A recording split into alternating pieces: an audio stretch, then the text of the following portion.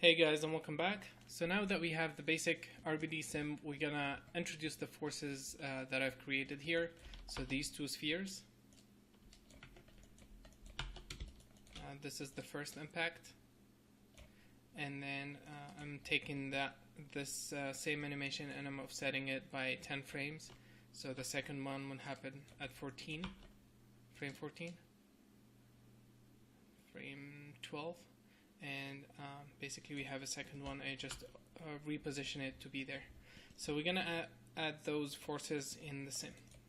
So I'm gonna dive inside, and because it's an actual geometry, it's not a packed primitive, we're gonna use something else to read it in. This node is specifically to read in RBD packed object, RBD packed primitives, and the one to read in normal geometry is called RBD object. So I'm gonna create that, and I'm gonna browse and find the outsphere, and because it is deforming and also it is scaling, it has transformation, I'm gonna check both of these on, and I'm gonna uncheck create active object because we don't want it to interact with the sim. We want it to do its own thing and just stop there basically.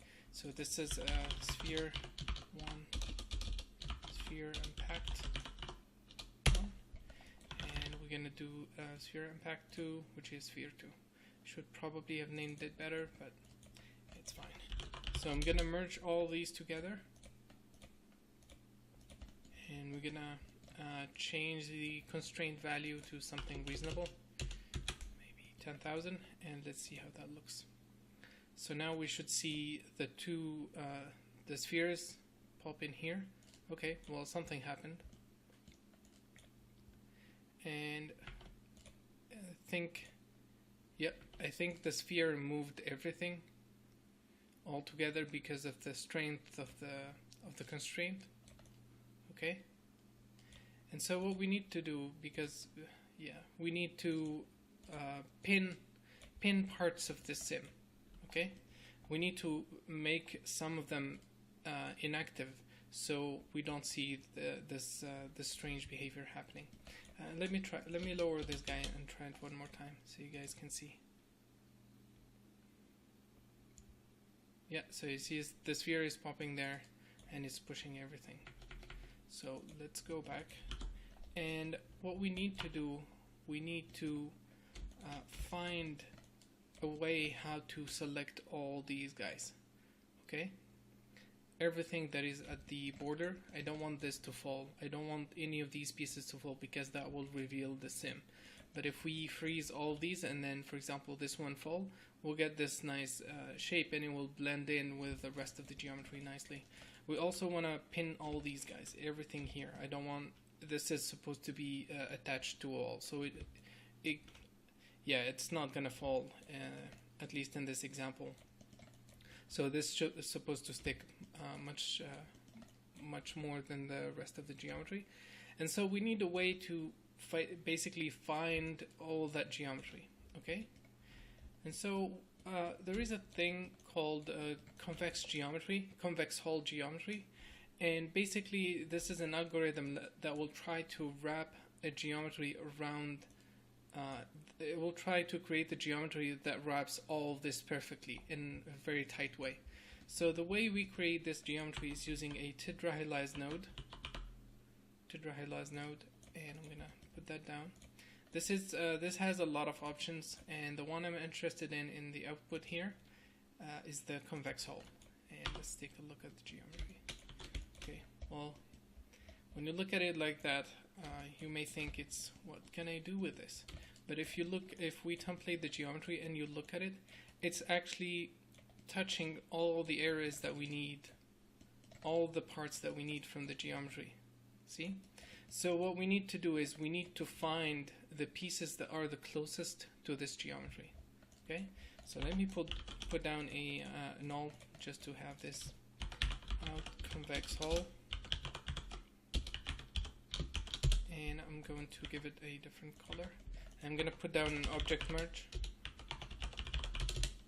and drag this in here and call this in convex hull, and I'm going to give it the same color as well.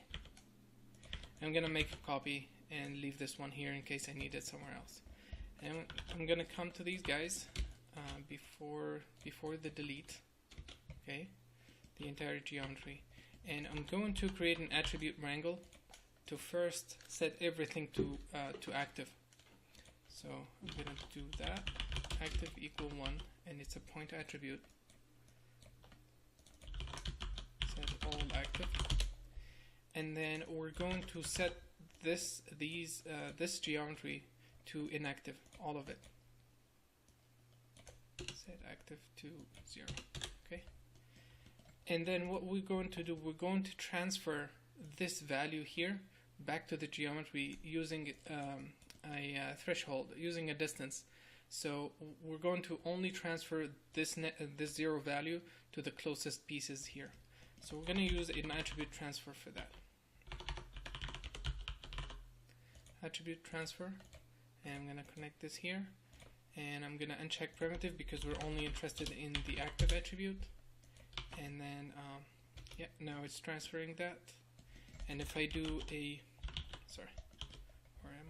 if I do a blast node and put an expression saying I want to isolate everything that where the active value is 0, I'm gonna connect there, and this should give me I need to change the class to points.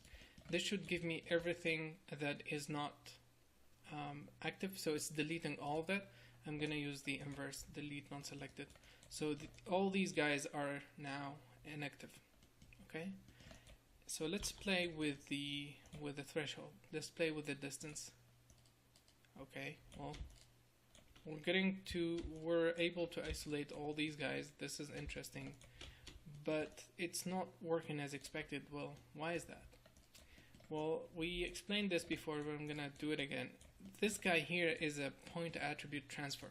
So it will basically, the result will mainly depend on the point count you have on each geometry. And this one, as you can see, we only have few points here. That's why we captured all that information, but nothing in this area. So what we're gonna do is we're gonna put down a scatter sop. I'm gonna uncheck relax. I'm gonna increase the count a lot, and I'm gonna put down a lot of points. Okay, to describe that, to describe the entire geometry. I'm gonna even go higher. Let's try 1 million. Okay, and I'm gonna try the attribute transfer now. See, it's working because there is information where to transfer from for the entire geometry, and all this looks fine. Yeah, I like this part and this part, so we're gonna keep that, and maybe let's increase it. Yeah, a touch. So this pillar doesn't fall down, maybe just a little bit more, something like that. Okay, and so we're gonna use this geometry now. So these guys are active and the rest is inactive. And let's take a look at the sim. Let's see what's happening. What's gonna change? I'm gonna hit play and wait for a few seconds. So that's the first impact. Okay, well, it's working, and it's definitely breaking the constraint. And then the second sphere, there is nothing. The second impact, there is nothing next to it. But as you can see, there is nothing crazy happening. It's not doing what we're expecting it to do. Okay, and it's not gonna get better, to be honest. It's not gonna get better by using this glue constraint, because what's happening is we have a wall. Let's say this is from the top, and we have pieces like this, okay, and we have constraint between them, and then we have a sphere that is growing, and from one frame to the other it's stepping a lot. It's doing this whole increase. And then Bullet basically try to fix it and places the pieces here, and then the only thing that is happening is breaking these constraints. There is nothing else that's going to propagate to these guys. Okay, but if you look at all the a lot of destruction references or demolition or anything like that, you will see that the building ripples. Any impact, any explosion or anything in a building or something, it's gonna ripple through because the entire building is connected and there is a structure, and that structure will ripple through. So even if we do it here, it's not gonna be centric. It's not gonna just destroy these guys. It's gonna ripple through and probably reach up until here, and then it will cause the top part to fall. So we're not. It's impossible to get that rippling effect with the glue constraint. Okay, and I have a secret sauce for that, a solution basically for that, and we're gonna talk about it in the next video. Thanks for watching. Bye bye.